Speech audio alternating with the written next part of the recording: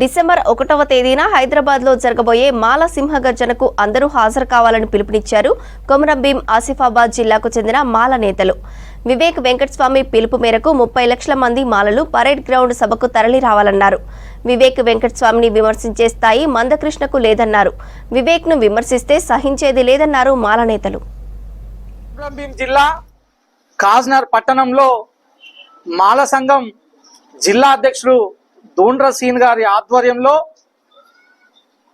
జాతీయ అధ్యక్షుడు పసుల రామ్మూర్తి గారు మరి విచ్చేసి కోత్మీరు ఇటు కాగజ్నగర్ ఆసిఫాబాద్ వైపు ఉన్నటువంటి మాలలని ఏకం చేస్తూ మరి డిసెంబర్ 1వ తేదీన సికింద్రాబాద్ పరేడ్ గ్రౌండ్ లో జరగబోయే మాల సింహ గర్జనకు అందరూ హాజరు కావాల్సిందిగా ప్రతి ఇంటికి వెళ్ళి కలిసి చెప్పడం జరిగింది.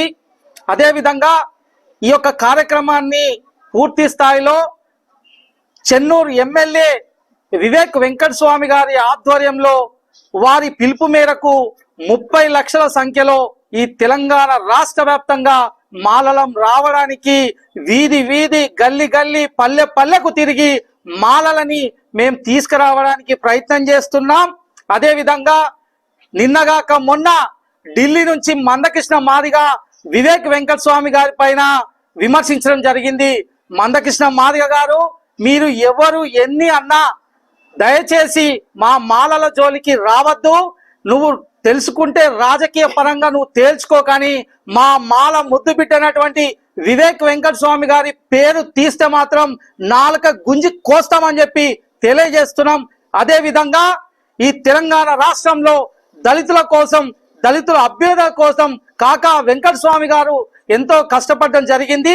మా తెలంగాణ రాష్ట్రంలో అంబేద్కర్ తర్వాత అంబేద్కర్ మా కాకా వెంకటస్వామి గారు వాళ్ళ కుటుంబం జోలికి వస్తే మాత్రం మర్యాదగా ఉండదని చెప్పి తెలియజేస్తూ జై భీమ్, జై వివేక్ సార్, వివేక్ గారి నాయకత్వం.